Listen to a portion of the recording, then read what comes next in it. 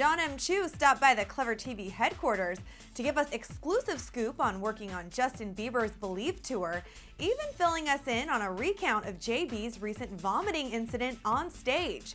So why did the Never Say Never director jump on board with this new project?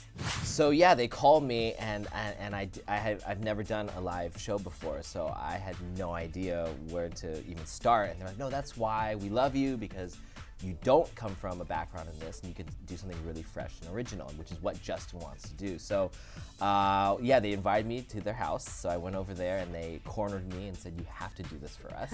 And they pulled out this paper plate and they wrote out a contract. Oh, we saw the contract video, and yes. They literally said, you have to sign it right now. And of course, they're very charming and they really push you. And I always wanted to design a Disneyland ride, and that's what they were like, we want this to be an adventure, we want this to be fun.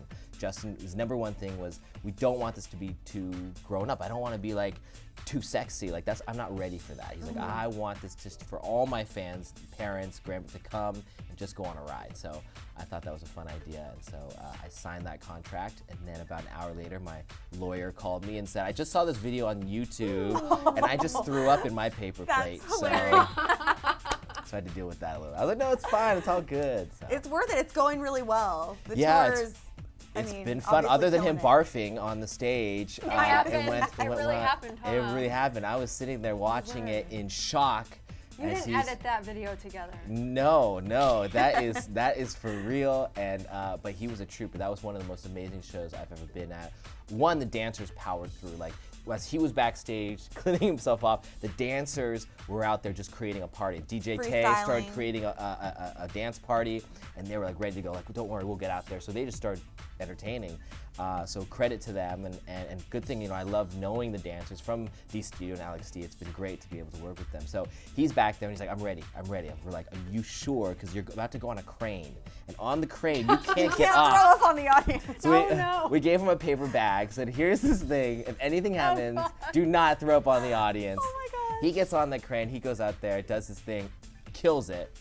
About 3 songs later, he's like, I could see him wobbling, going, because it's a 3-story stage, it's not a small stage.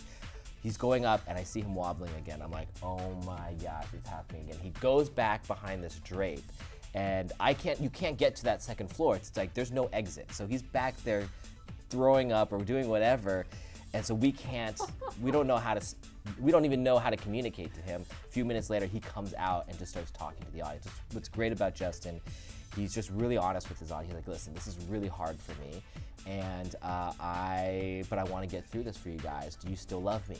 And the whole audience goes crazy. Erupted.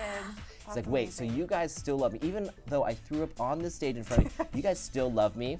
And they all went nuts again. He's like, all right, I want to do this right. I want you guys to be there for me. Everyone cheered again, and he did it, and he killed it. He did Beauty and a Beat right then, and killed the number. And then literally throughout this, people were rooting for him. It was like watching this amazing artist become a man. And it was, and when he sang One Less Lonely Girl, where he usually takes a girl out of the audience and sits them on a chair, he's like, today I'm not going to do that. I'm going to sing it to this little girl who died 3 days prior of cancer, who was really close with.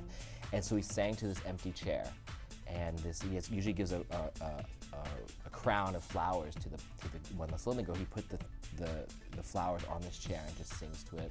The whole audience just in tears, weeping. And this is not planned at all. And while we have pictures of her on the screen, he looks up and he's on the bottom of the 3 levels. He looks up and sees the screen. He just starts walking up the staircase, and you can tell he's struggling to get up there because he's just so tired. But he gets up to the top, and as it's going, he literally puts his hand on the screen. And there was not, I mean, it was so genuine and real, and people are just weeping. I've never been to a show where you felt so many emotions of like shock, excitement, joy, sadness, mourning, and then just like this pure freeing thing of him finishing the concert. I mean, it was epic. For more entertainment news, lots of fun, tons of laughs, and some Gangnam Style, subscribe to ClevverTV.